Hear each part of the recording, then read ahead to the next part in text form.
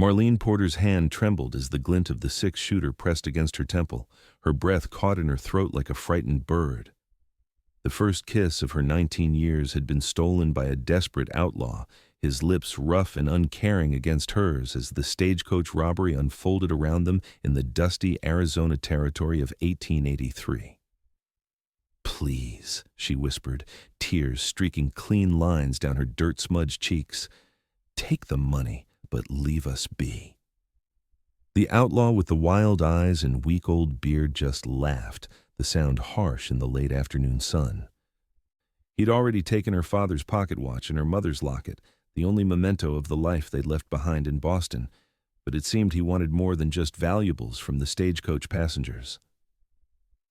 "Ain't you a pretty little thing?" he growled, his grip tightening on her arm as he pulled her closer for another unwanted kiss. The crack of a rifle shot split the air like thunder.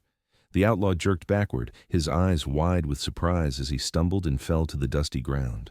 Marlene gasped, stepping back until she bumped against the stagecoach wheel. "You folks all right?" a deep voice called from the ridge above the trail. Marlene looked up to see a man on horseback, rifle still raised, his face shadowed by a wide-brimmed hat. He guided his horse down the slope with practiced ease, his eyes scanning the area for any remaining danger. As he approached, Marlene could see he was younger than she'd first thought, perhaps 25 or so, with sun-bronzed skin and eyes the color of a summer storm. His duster was covered in trail dust, but the star pinned to his vest caught the sunlight. "Deputy Kane Wilcox," he introduced himself, dismounting in one fluid motion.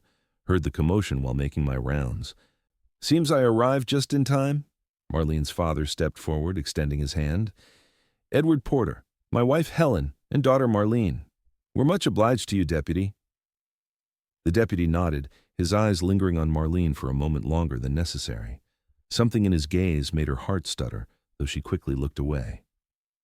"Where are you folks headed?" he asked, helping the driver secure the horses which had been spooked by the gunfire. "Silverdale," her father replied. "I'm to be the new schoolmaster there." Deputy Wilcox smiled then, a genuine smile that transformed his rugged face. "That's so. We've been waiting on a schoolmaster for nearly 6 months now. Town's just another hour down the trail."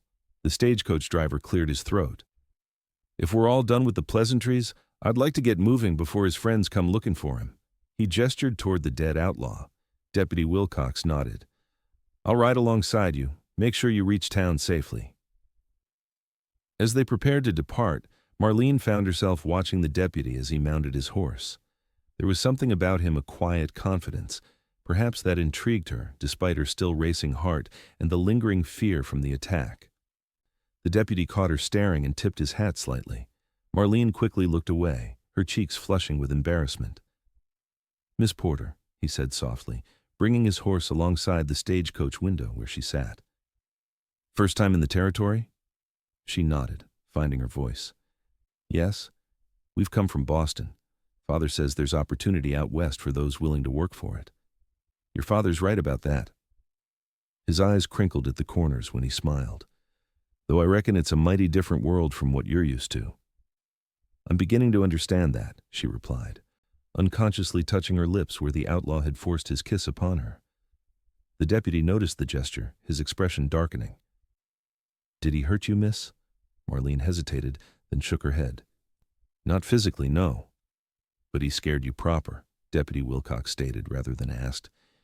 He took liberties," she admitted, her voice barely above a whisper. She couldn't bring herself to say more, the shame of it burning in her chest. The deputy's jaw tightened. "I'm sorry that happened, Miss Porter. That ain't how a lady should be treated, especially not for her first—" He trailed off, seeming to realize the assumption he'd made. Marlene's blush deepened. "How did you know?" His smile returned, gentler this time. "The look in your eyes, like something precious was stolen, not just taken." The stagecoach lurched forward, ending their conversation as Deputy Wilcox guided his horse to the front of the procession. Marlene watched him ride ahead, his straight back and broad shoulders cutting a striking figure against the desert landscape. An hour later, as promised, the town of Silverdale came into view. It wasn't much a main street lined with wooden buildings, a church steeple rising above the rest, and scattered homes spreading outward like ripples in a pond. But after the harrowing journey, it looked like salvation to Marlene. The stagecoach rolled to a stop outside the Silverdale Hotel, where a small group of townspeople had gathered, clearly having heard of their arrival. Marlene's father stepped down first, then turned to help her mother, and finally Marlene herself. Edward Porter, a portly man with a magnificent mustache, stepped forward, hand extended. "Mayor William Hawkins, we've been expecting you. Hope your journey wasn't too troublesome?" Before her father could answer, Deputy Wilcox spoke up. "They were set upon by the Reeves boy about an hour back. I happened by and took care of it." The mayor's expression soured.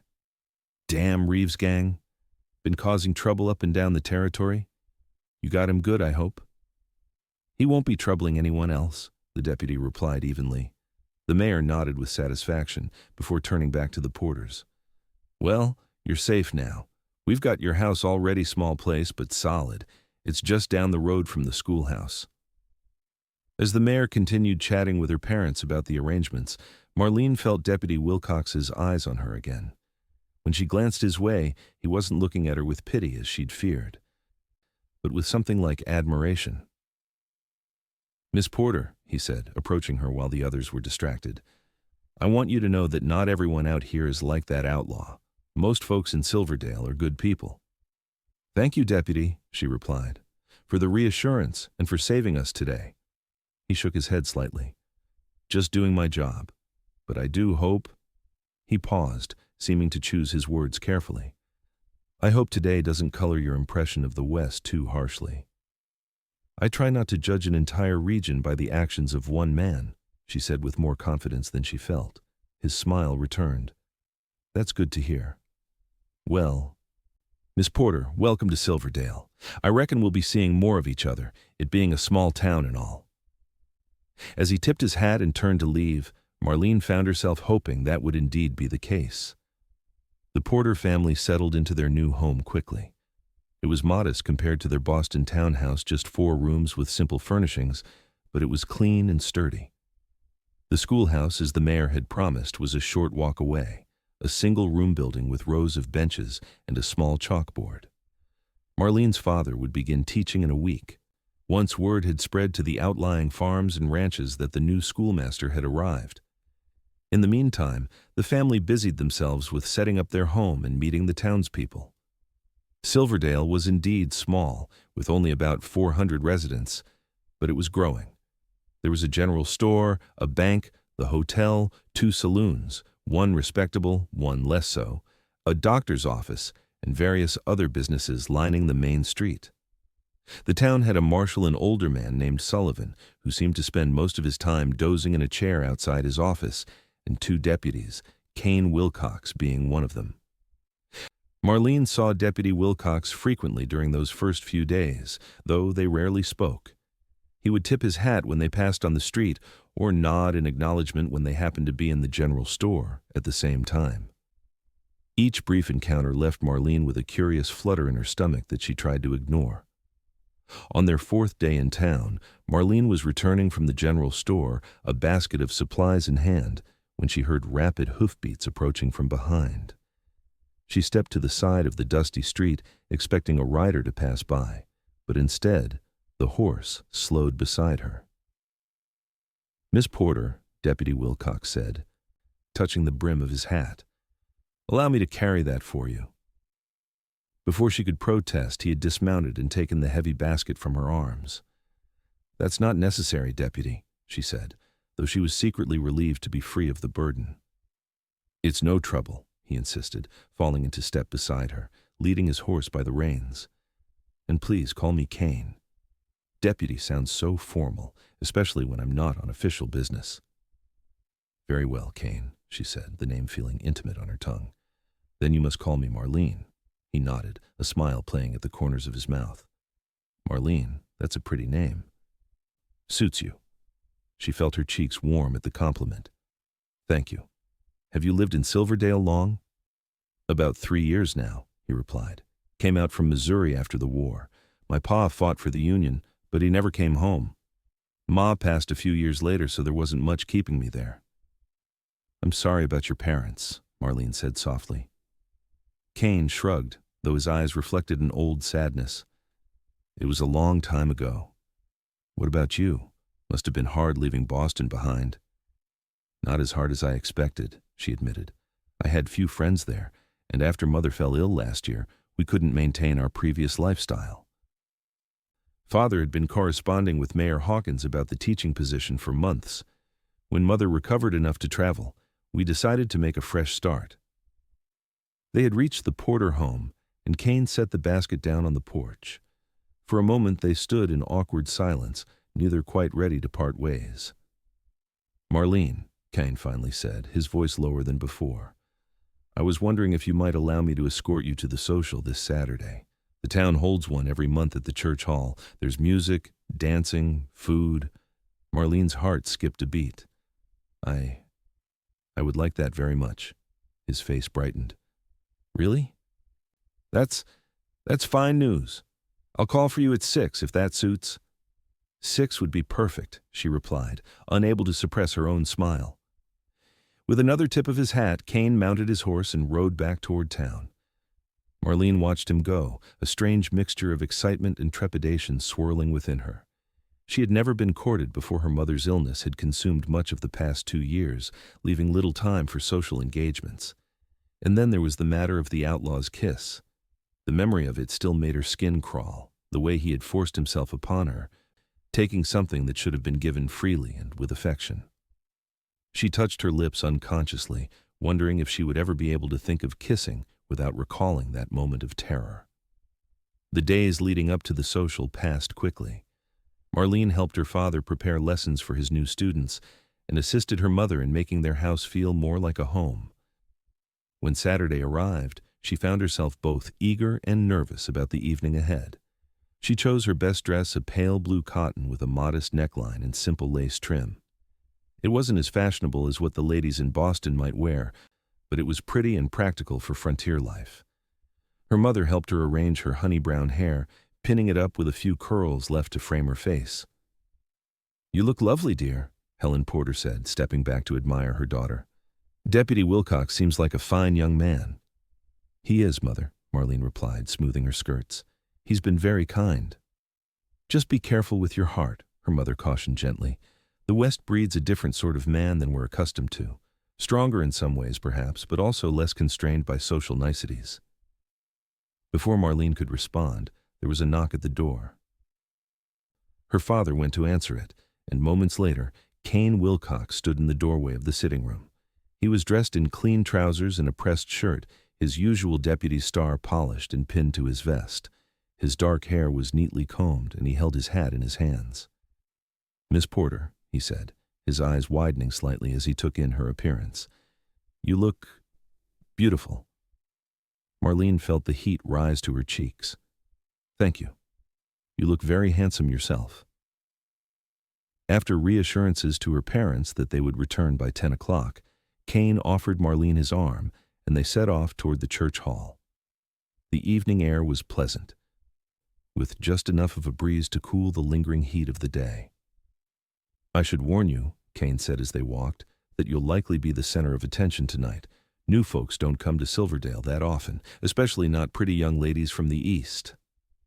I'm not particularly fond of being the center of attention, Marlene admitted. Cain chuckled. I noticed that about you. You don't seem to mind blending into the background, observing rather than participating. Marlene looked at him in surprise. That's remarkably perceptive of you. Part of being a good lawman is noticing things others might miss, he said with a wink. And I've been noticing quite a bit about you, Marlene Porter. The church hall was already bustling with activity when they arrived. Lanterns hung from the rafters, casting a warm glow over the gathered townspeople. A small band played in one corner, and tables laden with food and drink lined one wall. Children darted between the adults, playing their own games while their parents socialized. As Cain had predicted, Marlene's arrival caused quite a stir. Several women immediately approached, introducing themselves and welcoming her to Silverdale. Cain stayed by her side, making introductions and occasionally placing his hand gently on the small of her back to guide her through the crowd. After the initial flurry of greetings, Cain led her to the refreshment table and handed her a cup of punch. "Not quite the fancy balls of Boston, I imagine," he said, gesturing around the simple hall. "Perhaps not," Marlene replied, "but there's a warmth here that was often lacking in Boston society." Cain's eyes softened. "You surprise me, Marlene. Most Eastern ladies who find themselves out here can't wait to return to civilization, as they call it." "I'm not most Eastern ladies," she said with a small smile. "Besides, what is civilization but people caring for one another? I've seen more of that here in a week than in years back east." The band struck up a lively tune, and couples began to move to the center of the hall for dancing. Cain set down his cup and extended his hand to Marlene. "Would you do me the honor?" he asked, a hint of nervousness in his voice. Marlene placed her hand in his. "I would be delighted." Cain led her onto the makeshift dance floor, placing one hand respectfully at her waist while holding her other hand in his. He was a surprisingly good dancer, guiding her through the steps with confidence. "Where did a deputy from Missouri learn to dance so well?" Marlene asked as they twirled. Cain laughed. "My ma insisted I learn. Said a man who could dance would never want for female company. I thought it was foolishness at the time, but I'm mighty grateful for those lessons now." They danced through 3 songs before taking a break. Cain fetched them both a plate of food, and they found a relatively quiet corner to sit and eat. As they conversed, Marlene found herself increasingly drawn to the young deputy. He was thoughtful and intelligent, with a dry wit that made her laugh more than she had in years. The evening passed too quickly. At 9:45, Cain reluctantly suggested they start back to her home. They walked slowly, neither eager for the night to end. "I had a wonderful time," Marlene said as they approached her house. "Thank you for inviting me." "The pleasure was all mine," Cain replied. Perhaps we could do it again sometime." Marlene nodded, her pulse quickening. "I would like that very much." They had reached her porch, and Cain stopped at the bottom step, still holding her hand. In the silvery moonlight, his eyes seemed to shine with an intensity that made Marlene's breath catch. "Marlene," he said softly, "I know we haven't known each other long, but I feel something when I'm with you that I can't rightly explain." "I feel it too," she whispered, surprised by her own boldness. Cain took a step closer, still maintaining a respectful distance. "That day on the stagecoach, what that outlaw did to you. I've been wanting to say something about it, but didn't know how." Marlene tensed slightly at the mention of the incident. "It's not something I care to dwell on." "I understand that," Cain said quickly. "But I want you to know that a real kiss, isn't something taken out of fear or force. It's something given freely, something shared between 2 people who care for each other." Marlene's heart was pounding so loudly she was certain he must hear it. I wouldn't know," she admitted. "That was my only—" Cain's expression softened with understanding. "Your first kiss was given in fear," he said gently. "If you'll allow me, Marlene, I'd like to teach you what a true kiss feels like." The world seemed to still around them as Marlene considered his words. She thought of the terror she'd felt with the outlaw's unwanted advance, and then of the warmth and safety she felt in Cain's presence. Slowly, she nodded. Cain stepped up onto the first porch step, bringing them to equal height. With infinite tenderness, he raised his hand to cup her cheek, his thumb gently stroking her skin. His eyes asked one final question, and Marlene answered by leaning slightly toward him. When his lips met hers, it was as if the stars above had fallen to earth and ignited in her veins. His kiss was gentle, yet confident, warm and respectful. It lasted only a moment, but when he pulled away, Marlene felt transformed. "That," Cain whispered, his forehead resting against hers, "is what a kiss should be." "I think," Marlene replied breathlessly, "that I may need another lesson to fully understand." Cain's smile illuminated the night as he leaned in once more, his lips meeting hers in a second kiss that spoke of promise and possibility. The weeks that followed were some of the happiest of Marlene's young life. Cain called on her regularly, taking her for walks along the creek that ran behind the town, escorting her to church on Sundays, and occasionally joining the Porter family for dinner. Edward Porter had begun teaching at the schoolhouse, quickly earning the respect of both his students and their parents. Helen Porter's health continued to improve in the dry western climate, and she had become involved with the town's small literary society. Marlene herself had found purpose by assisting the town doctor, Dr. Franklin, 1 day a week. Her mother had taught her basic nursing skills during her illness, and these proved valuable in a frontier town where medical help was often scarce. One warm September afternoon, Marlene was sorting supplies in Dr. Franklin's office when the door burst open. Cain stood there, his face grim, supporting a young man whose shirt was soaked with blood. "Riding accident," Cain explained tersely as he helped the injured man onto the examination table. "Billy here got thrown and landed on a broken fence post." "Doc around?" "He's out at the Morrison Ranch," Marlene replied, already moving to gather bandages and antiseptic. Their youngest has the fever. He won't be back until evening." Cain's expression tightened with worry. "This can't wait that long." Marlene assessed the wound, a deep gash in the young man's side that was bleeding profusely but didn't appear to have damaged any vital organs. "I can help," she said with more confidence than she felt. "Mother taught me how to clean and stitch wounds." The injured man, barely more than a boy, really looked at her with fear in his eyes. "You sure, miss? I don't want to die out here." "You're not going to die, Billy," Marlene assured him, rolling up her sleeves. "But this will hurt. Cain, there's whiskey in that cabinet. Give him a good measure." Cain did as instructed, helping Billy drink the fiery liquid while Marlene prepared her supplies. With steady hands, she cleaned the wound, applied antiseptic, and began to stitch the torn flesh together. The young man gritted his teeth and occasionally groaned, but remained still.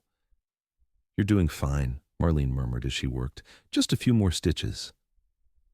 When she finished, she bandaged the wound securely and gave Billy instructions for keeping it clean. Cain helped the young man to his feet, promising to see him home safely. "I'll be back shortly," Cain told Marlene, his eyes conveying his admiration. True to his word, Cain returned within the hour, finding Marlene cleaning the examination room. He watched her from the doorway for a moment before speaking. "That was impressive," he said. "Not many ladies would have the stomach for such work, let alone the skill." Marlene shrugged, though she was pleased by the compliment. Mother believed women should be capable in all matters of running a household, including tending to injuries. It served us well during her illness. Cain stepped into the room, closing the distance between them. "You continue to surprise me, Marlene Porter. Every time I think I have the measure of you, you reveal another facet of yourself." "Is that a good thing?" she asked, setting aside the cloth she'd been using to clean. "The very best," he replied, taking her hands in his. "I've never met anyone like you. So brave and kind and—" He trailed off, seemingly at a loss for words. Instead, he leaned down and captured her lips in a kiss that spoke volumes. Marlene responded eagerly, her arms sliding around his neck as his encircled her waist. When they finally parted, both breathless, Cain rested his forehead against hers. "I'm falling in love with you, Marlene," he whispered. "I think I have been since the moment I saw you on that stagecoach." Marlene's heart soared at his words. "I love you too, Cain, more than I thought possible in such a short time." Their newfound understanding deepened their relationship. Though they maintained propriety, always chaperoned or in public places, there was a new intimacy between them, a shared knowledge of their feelings that made every glance, every touch, more meaningful. October brought cooler weather and the promise of winter to come. The town began preparations for the Harvest Festival, an annual celebration that would bring in families from the surrounding ranches and farms for a weekend of feasting, dancing, and community. Marlene was helping to decorate the church hall when Marshal Sullivan burst through the doors, his normally placid face etched with concern. "Mrs. Hawkins," he called to the mayor's wife, who was directing the decoration efforts, "have you seen Cain?" "I believe he's out at the Peterson place," the woman replied. "Something about a dispute over water rights. What's happened?" The marshal's eyes darted to Marlene briefly before answering. Just got word that 2 of the Reeves gang were spotted heading this way, likely looking to avenge their kin that Cain shot back in August. Marlene's blood ran cold at the mention of the outlaw who had accosted her. She had tried to put that day behind her, but the memory of his rough hands and forced kiss still haunted her occasionally. "Should we be worried?" Mrs. Hawkins asked, her voice dropping to a concerned whisper. "Just taking precautions," the marshal assured her. "I've sent word to Cain to keep an eye out on his way back to town. In the meantime, might be best if folks stayed close to home until we're sure there's no trouble." The decorating committee quickly dispersed, the women hurrying home to secure their families. Marlene waited until the marshal was alone before approaching him. "Marshal Sullivan," she said, her voice steady despite her racing heart. "Those men, they're coming because of what happened to me. Aren't they?" The older man's expression softened. "Not your fault, Miss Porter. That Reeves boy made his choice when he decided to rob that stagecoach and, well, when he put his hands on you. Cain did what any lawman would do.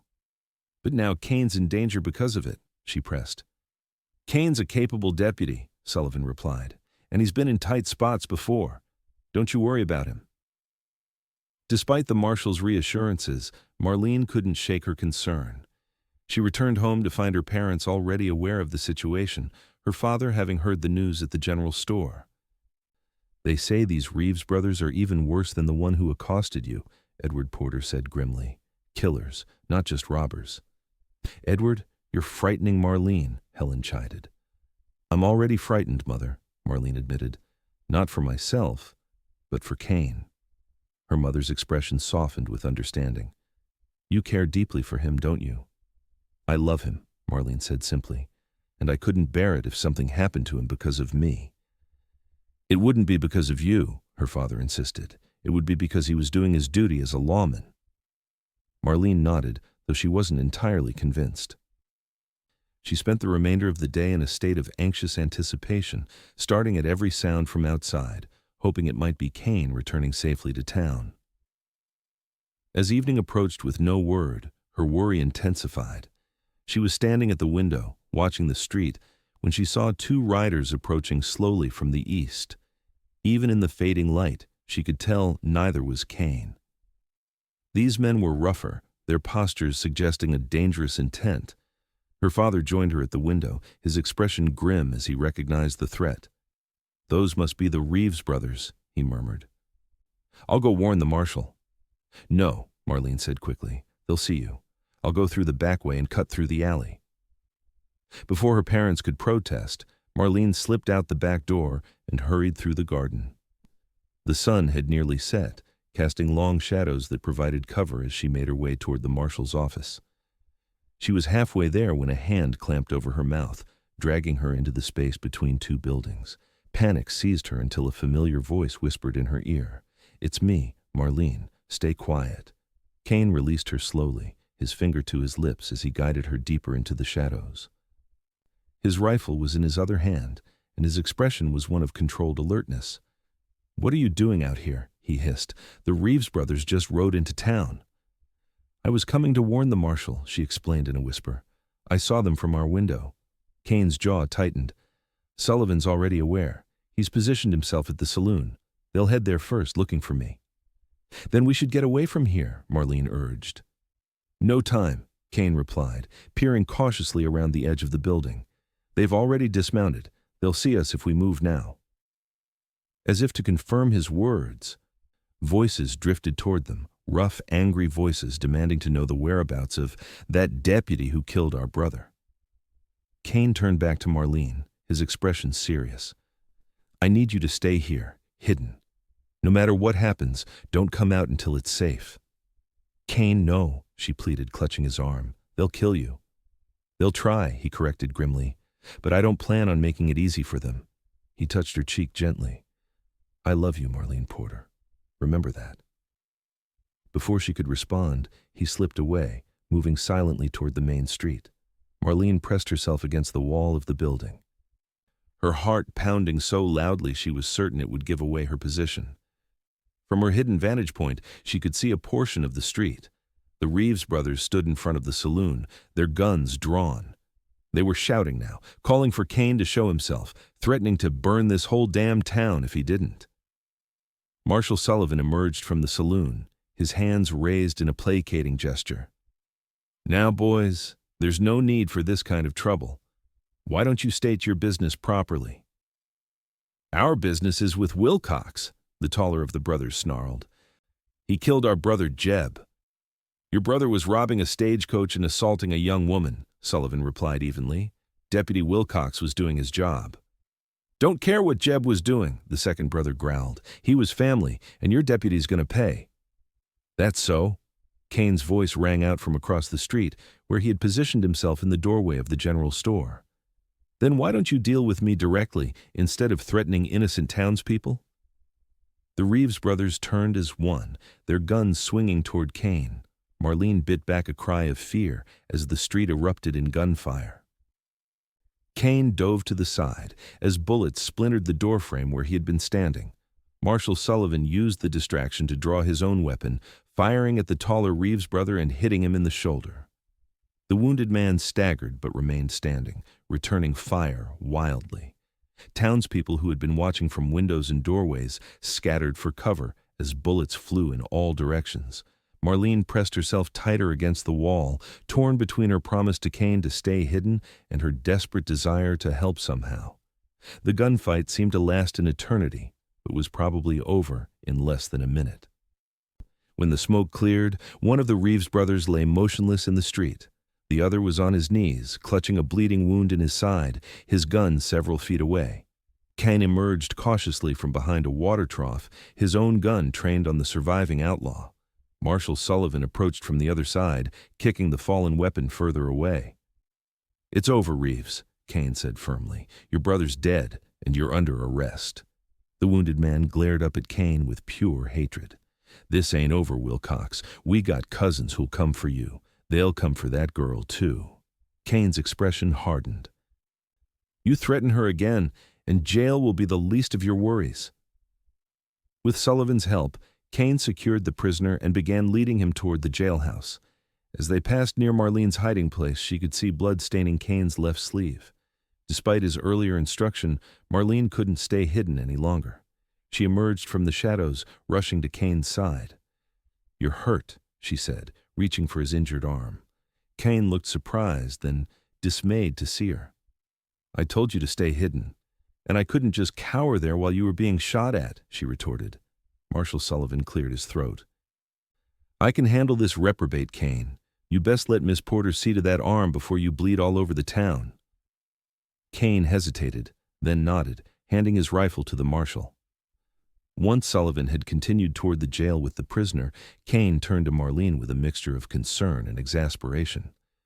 "You could have been hurt," he admonished, though there was no real anger in his voice. "So could you," she replied, carefully examining his arm. "And you were. This needs cleaning and bandaging." "It's just a graze," Cain insisted, but he allowed her to lead him toward the doctor's office.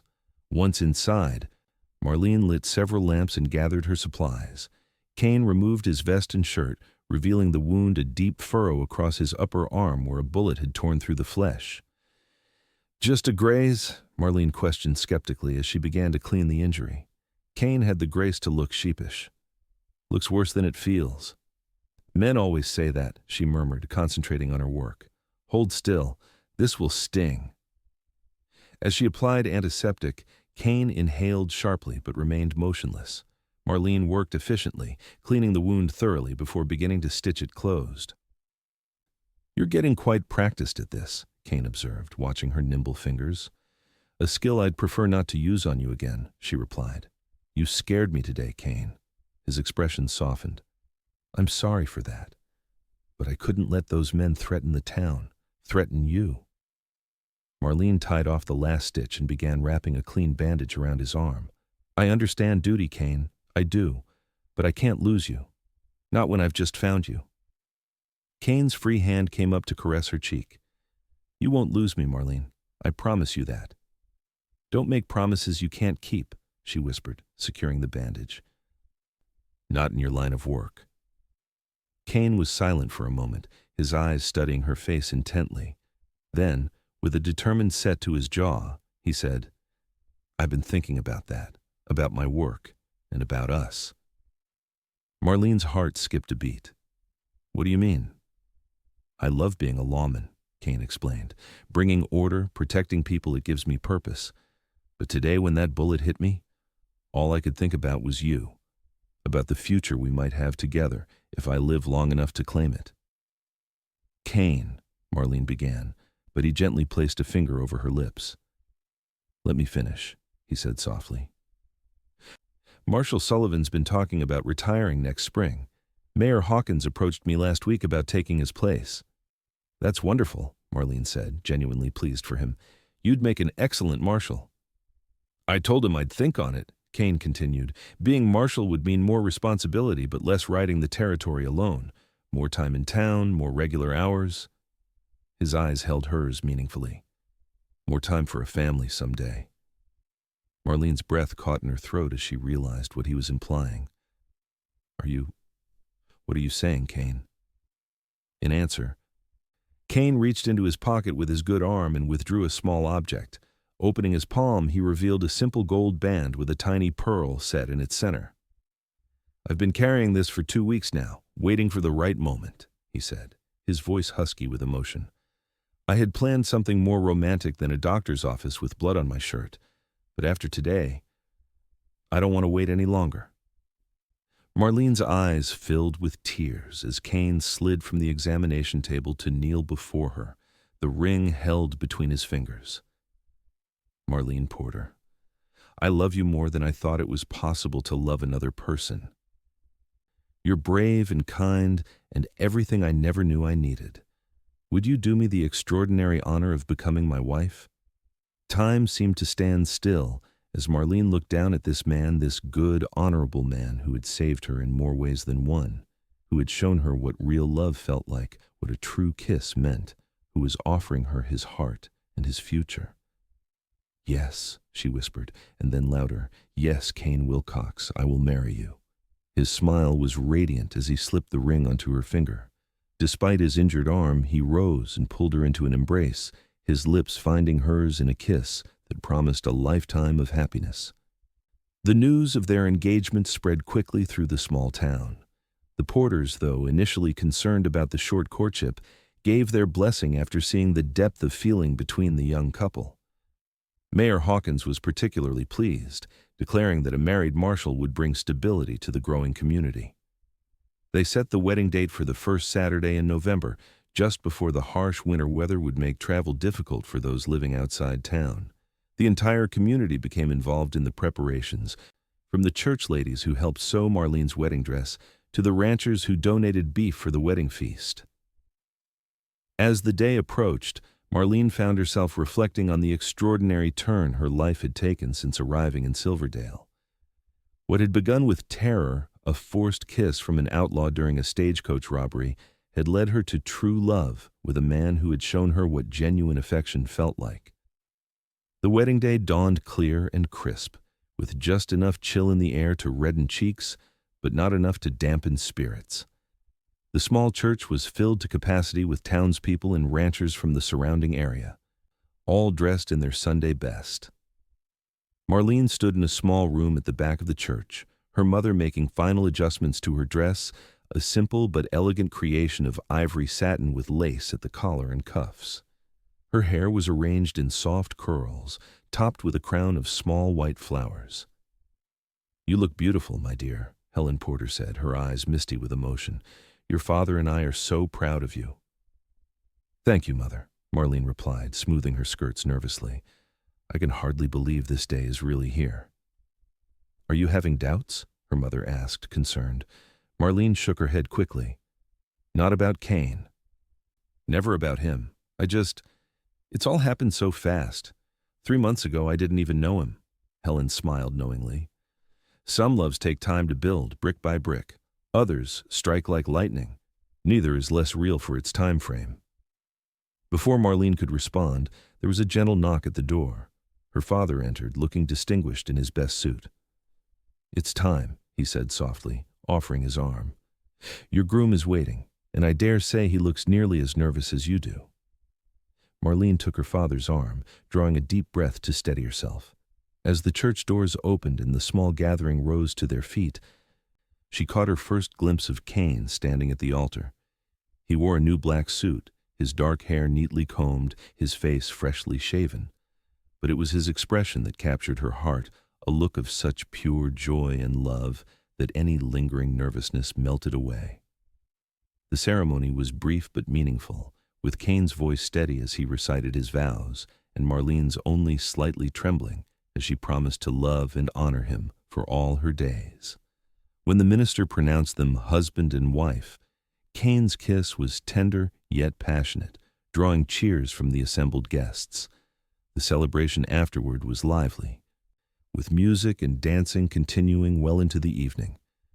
Cain and Marlene barely left each other's sides, accepting congratulations and well wishes from what seemed like everyone in the county.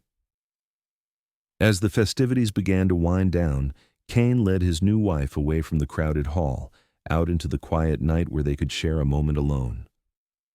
"Mrs. Wilcox," he said, the name sounding like music on his lips, "are you happy?" Marlene looked up at her husband, her heart so full she could scarcely contain it. "Happier than I ever dreamed possible," she assured him, reaching up to touch his face. "Are you?" "More than words can express," he replied, drawing her into his arms. "When I saw that stagecoach being robbed, I had no idea I was riding toward my future, that the frightened young woman inside would become my wife, my partner, my heart."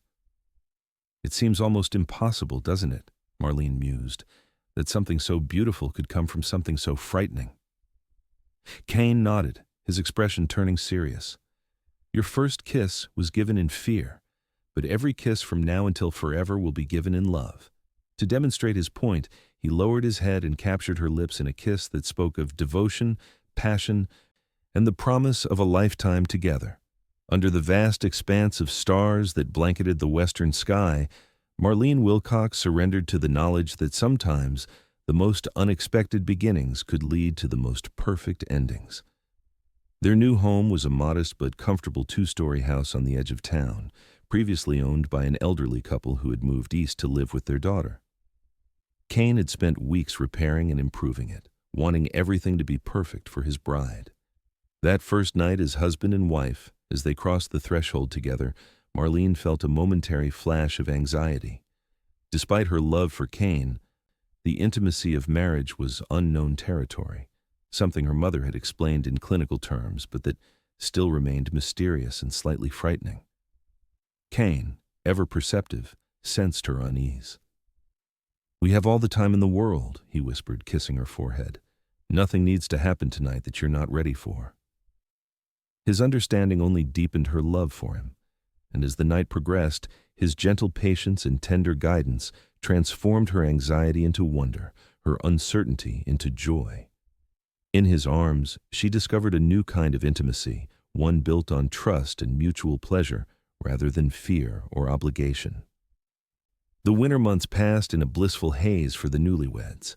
Cain officially accepted the position of town marshal when Sullivan retired in February, and Marlene continued to assist Dr. Franklin 1 day a week, while also teaching music to some of the town's children. Their happiness was marred only by a lingering concern about the threat the surviving Reeves brother had made. Though he had been sentenced to 15 years in the territorial prison, his words about cousins seeking revenge occasionally haunted Marlene's thoughts.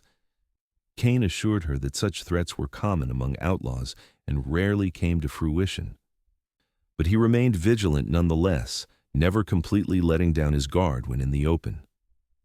Spring arrived with a riot of wildflowers covering the plains around Silverdale. The town continued to grow, with new families arriving regularly, drawn by the fertile land and the community's reputation for safety and stability under Marshal Wilcox's watchful eye. In April, Marlene made a discovery that filled her with both joy and trepidation. She was expecting a child. When she shared the news with Cain, his reaction was everything she could have hoped for. He lifted her in his arms, spinning her around their kitchen before setting her down gently, suddenly concerned about jarring her.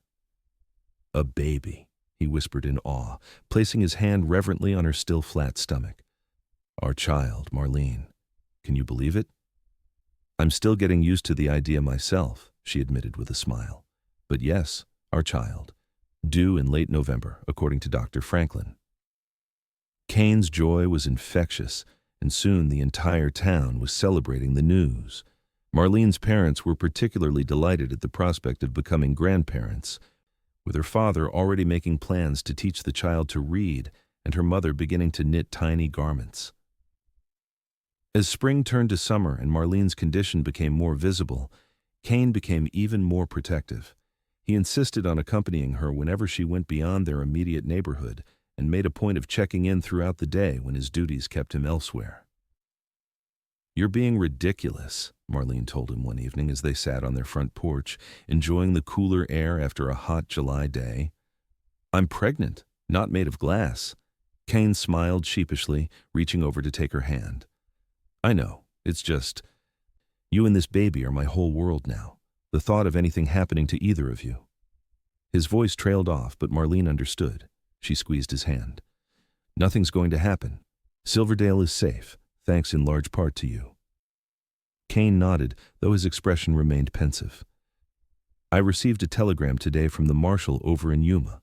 Cleet Reeves escaped during a prisoner transfer." Marlene's blood ran cold. "The brother? The one who threatened us?" "The very same," Cain confirmed grimly. "They think he's headed east, away from here, but I've put the word out to be watchful, just in case." Despite his reassurances, worry settled over Marlene like a shadow. That night, as she lay awake listening to Cain's steady breathing beside her, she placed a protective hand over her growing belly, silently vowing that nothing would harm this child they had created. The summer passed without incident, the threat of Cleet Reeves fading somewhat as reports placed him in Texas, apparently having decided to seek his fortune elsewhere rather than pursue vengeance. Autumn brought cooler temperatures in the Harvest Festival, though Marlene, now in her 7th month, participated less actively than she had the previous year. She watched from the sidelines as Cain joined in the traditional shooting contest, easily winning the prize for marksmanship. "Show off," she teased when he presented her with his winnings, a hand-tooled leather journal. "Only for you," he replied with a wink, helping her to her feet. "Shall we head home? You look tired." Marlene nodded, grateful for his attentiveness. Her pregnancy had been relatively easy, but the extra weight and the baby's increasing movements made for restless nights and tiring days. They walked slowly through the town, acknowledging greetings from neighbors and friends. The sun was setting, casting long shadows across the dusty street, when Marlene noticed a stranger watching them from the doorway of the general store. Something about the man's stance made her uneasy. "Cain," she murmured, nudging her husband. "Do you know him?" Cain followed her gaze, his body tensing slightly as he observed the stranger. "Can't say that I do. Wait here." Before Marlene could protest, Cain had moved toward the man, his hand resting casually near his holstered gun. The stranger straightened as Cain approached, and even from a distance, Marlene could see his face harden into a mask of hatred. Everything happened so quickly after that. The stranger's hand moved to his belt, drawing a revolver with practiced speed. Cain was faster, his own gun clearing its holster in a fluid motion as he shouted a warning. Gunshots echoed through the street, the sound reverberating off the buildings. Marlene watched in horror as both men staggered Cain from a bullet that caught him in the shoulder, the stranger from Cain's more accurate shot to the chest. The stranger fell backward, his gun clattering to the ground. Cain remained standing, though he dropped to one knee, his free hand pressing against his wounded shoulder. Marlene rushed forward, ignoring the pain that shot through her lower back at the sudden movement. "Cain!" she cried, reaching his side just as several townsmen converged on the scene. "I'm all right," Cain grimaced, allowing her to help him to his feet. "Just winged me." Dr. Franklin pushed through the gathering crowd, quickly assessing Cain's wound. "Let's get him to my office," he instructed, supporting Cain's other side.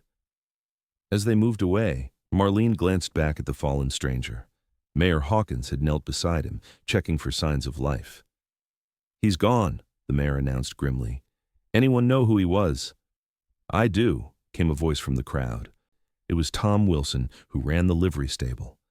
"He came in yesterday looking to rent a horse, said his name was Reeves, Anderson Reeves. Marlene's knees nearly buckled at the name. Cain's arm tightened around her waist, steadying her despite his own injury. "Cousin," he muttered. "Must have been one of the cousins Cleet threatened us with." The knowledge that the threat had been real, that someone had indeed come seeking revenge against Cain, sent a chill through Marlene that had nothing to do with the autumn air. At Dr. Franklin's office, the bullet was extracted from Cain's shoulder, the wound cleaned and bandaged. It was painful, but not life-threatening, and the doctor assured them both that Cain would recover fully with proper rest. "Which means no marshalling for at least 2 weeks, Dr. Franklin said sternly. "That shoulder needs time to heal." Cain looked like he wanted to argue, but subsided at Marlene's pleading look. "Fine," he conceded. 2 weeks. They returned home, both shaken by the day's events. As Marlene helped Cain remove his blood-stained shirt and settle into bed, she couldn't stop her hands from trembling. "Hey," Cain said softly, catching her wrist. "It's over, Marlene. He can't hurt us now." "But what if there are more?" she whispered, voicing the fear that had been building since the shooting. "More cousins? More vengeance?" Cain pulled her down to sit beside him on the bed. "There might be," he admitted honestly. "But we can't live our lives in fear of what might happen. That's no life at all, especially for our child." He placed his hand on her rounded belly, as if to emphasize his point, as if in response the baby kicked strongly against his palm. "See?" Cain smiled. "Even our little one agrees." Marlene couldn't help but return his smile, though her heart still harbored worry. "What do we do?" "We live," Cain answered simply. "We love each other and our child. We build our life here in Silverdale. And yes, we remain vigilant, but we don't let fear rule us." His words, spoken with such conviction, helped steady her racing thoughts. Marlene leaned down to kiss him gently, mindful of his injury. "When did you become so wise, Marshal Wilcox?" she murmured against his lips. "About the time I fell in love with a certain Boston schoolmaster's daughter," he replied, his good arm pulling her closer for another kiss. The next 2 weeks passed slowly, with Cain chafing at his enforced inactivity. Marlene found herself watching the street warily whenever she ventured out, half expecting another stranger with vengeance in his eyes to appear. None did, and gradually, life in Silverdale returned to its normal rhythm. Cain resumed his duties as marshal, though he delegated more responsibilities to his deputies, spending more time in town as his wife's due date approached. November brought the first snowfall, blanketing the town in white and creating a hushed, expectant atmosphere that matched Marlene's own state of anticipation. Her time was near, Dr. Franklin estimated within the week, and the nursery was ready. A small room adjacent to their bedroom filled with handmade furniture and soft blankets. On the evening of November 22nd, as Cain stoked the fire in their sitting room, Marlene felt the first sharp pain ripple across her abdomen. She gasped, one hand gripping the arm of her chair. Cain was at her side instantly. "Is it time?" She nodded, unable to speak as another contraction followed quickly after the first. Cain's face paled slightly, but his actions were decisive. He helped her to their bedroom, sent a neighbor boy for Dr. Franklin and Marlene's mother, and began heating water as the doctor had instructed weeks earlier. The labor was long and difficult. Through the night and into the following day, Marlene endured wave after wave of pain, drawing strength from Cain's unwavering presence.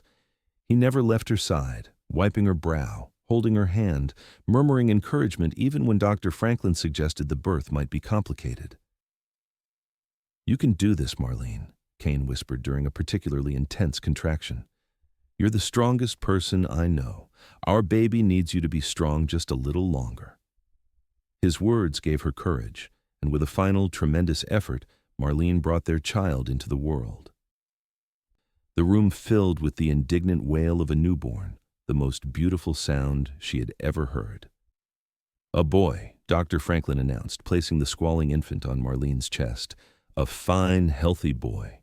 Marlene gazed down at her son through tears of exhaustion and joy. He was perfect tiny fingers, a tuft of dark hair, and when he briefly opened his eyes, she saw they were the same stormy gray as his father's. Cain's hand trembled as he reached out to touch his son's cheek. "He's amazing," he whispered, his voice thick with emotion. "You're amazing, Marlene." They named him Edward Kane Wilcox, honoring both Marlene's father and his own. Little Eddie, as he was quickly nicknamed, became the center of their world, bringing a new dimension of love and purpose to their lives. The winter passed in a blur of midnight feedings and precious moments of discovery. Cain proved to be a natural father, as tender with his son as he was with Marlene. He would spend hours simply holding the baby, telling him stories about the West, promising to teach him to ride and shoot when he was older. Spring brought news that the last of the Reeves brothers, Cleet, had been killed in a bank robbery in Texas. The threat that had hung over them for so long was finally, truly gone. The knowledge allowed Marlene to relax fully for the first time since that day on the stagecoach, secure in the knowledge that her family was safe. As Eddie grew, so did Silverdale. The railroad reached the town in the summer of 1885, bringing new opportunities and new residents. Cain was reappointed as marshal by unanimous vote of the town council, his reputation for fairness and courage making him the natural choice to guide the community through its expansion. Marlene continued her work with Dr. Franklin, eventually taking on a more formal role as his assistant. Her experiences during her own difficult birth had awakened a passion for helping other women through childbirth, and she began to study midwifery under the doctor's guidance. Their family grew again in 1887 with the birth of a daughter, Helen Rose, a golden-haired child with her mother's gentle spirit and her father's determination. Eddie, now 3, appointed himself his sister's protector, a role he took very seriously. Life was not without its challenges. There were still occasional troubles that required Cain's attention, as martial disputes between ranchers, drunken cowboys causing disturbances, the odd would be outlaw passing through. But these were normal, manageable problems, not the life-threatening danger they had once faced. In the spring of 1893, 10 years after Marlene had first arrived in Silverdale on that fateful stagecoach, she stood on the porch of their home, expanded now to accommodate their growing family, watching as Cain taught 9-year-old Eddie to rope a post in their yard. 6-year-old Helen sat nearby, weaving wildflowers into a crown and chattering to her 3-year-old brother, Thomas, who was attempting to mimic his father and older brother with a piece of string. The scene filled Marlene's heart with contentment. This was the life she had never known she wanted until it found her, here, in this once foreign land that had become more home to her than Boston had ever been. Cain looked up, catching her eye across the yard. Even after a decade of marriage, his smile still made her heart beat faster. He said something to Eddie, then crossed to the porch, taking the steps 2 at a time to reach her. "What are you thinking about, looking so serious?" he asked, pulling her into his arms. Marlene leaned into his embrace, savoring the familiar strength and warmth of him. "I was thinking about how it all began. That day on the stagecoach, the outlaw, the fear." Cain's arms tightened around her. "Not the most romantic beginning to a love story," he acknowledged. "But look how it turned out," Marlene said, gesturing to their children, their home, the life they had built together. "My first kiss was given in fear, but every kiss since then has been given in love. And there will be thousands more," Cain promised, lowering his head to demonstrate with a kiss that, even after years of marriage and 3 children, still had the power to make her knees weak. As the sun began to set over Silverdale, painting the sky in shades of gold and pink, Marlene Wilcox stood in the circle of her husband's arms, surrounded by the family they had created together, and knew with absolute certainty that some journeys, however frightening they might begin, lead exactly where you're meant to be.